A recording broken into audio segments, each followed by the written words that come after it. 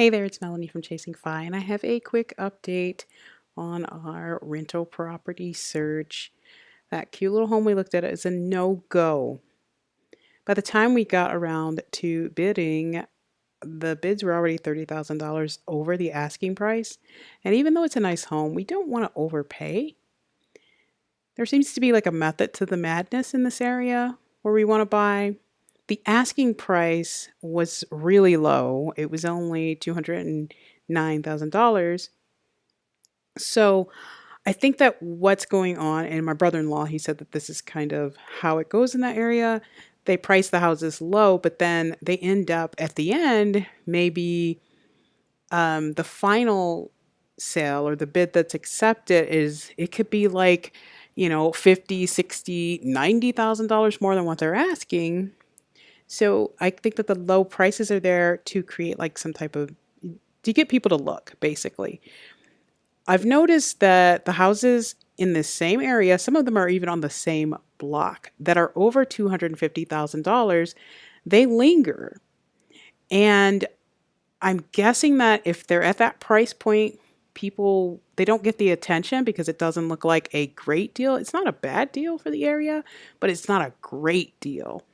So they linger, and the houses that are listed under 250,000, they seem to get a lot more attention. And if they're listed right around that between like 200,000 and 210,000, those houses are the ones that are being picked up and purchased like pretty fast. Now the house that we looked at is still for sale, but I think that they're just taking bids on it. I mean, this is a great strategy, obviously. This area, it has an award-winning school district. It's quiet, it's safe. It's like everything that you need is right there. It's a great location to be in. There's great curb appeal there. It's very desirable. Part of me thinks we should bid higher and try to get the place, but overpaying for homes is something that we're trying to avoid, and that's the reason why we haven't purchased anything in Utah. If we're going to overpay, we might as well do that close to home because the whole point of looking in the Midwest is to avoid the high prices in the West. So I think we're going to move on from this. If it lingers on the market, we will maybe revisit it, but really the house itself, I mean, we're going to take a mortgage on it. So we want to make sure that it will appraise for whatever we're paying for it. Some people that are bidding in this market, they're just paying cash. My brother-in-law says that some people, they just come with cash, and cash is king, of course. So we have to be aware of that too. If we are going to take out a mortgage on it, which we will, we're not going to be paying just, we're not just going to buy it flat out.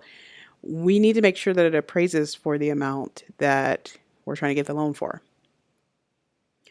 I'm recording this on Christmas Eve. My husband's at work, so I'm just kind of at home waiting. I'm probably going to head out in a little bit and go to like the late night church service. I love midnight mass. It's a great experience. I don't care. You don't even have to be Catholic to go. People here, they actually, probably not this year, but at the cathedral in Salt Lake City, you have to get tickets to go, and people just go because it's a really cool service. So I'll probably do that in a minute, but I just wanted to do a quick update and just we're going to put this on the back burner, obviously, until after the new year. We still really love that section in Oak Park, Michigan, that's close to Ferndale and Berkeley, and we'll continue the search for deals in that area. In the meantime, we're going to do some research in other areas like Lafayette, Indiana, some small cities in Georgia and Alabama, and some places in Ohio as well. Basically, our plan is to contact the Chamber of Commerce in those towns and find out, like, do they have any new developments coming? New factories, new stores, sporting events, anything that will bring people to the town to create new opportunities. Obviously, like some of these are going to be college towns, and those can be really good places to pick up rentals because you have a population that they're going to rent. I mean, some students live in the dorm. I know that I actually never lived in a dorm, but I lived in a college town, and it was nicer to be in one of the houses that was split into apartments than like in the dorm or in a big complex. So we're going to look for places like that. Do some research, try to make some connections with realtors in different areas. I know a few, but some of these areas I don't know people there, so we'll have to work on that in a different way. And yeah, we'll just do our research and we'll be patient. We're not going to rush into anything because, like I said, right now the market is pretty overinflated in a lot of places, and we really don't want to overpay for property. So that's all for now. I hope everyone is doing well. I hope that if you celebrate Christmas, I hope it went well and Happy New Year, all that good stuff.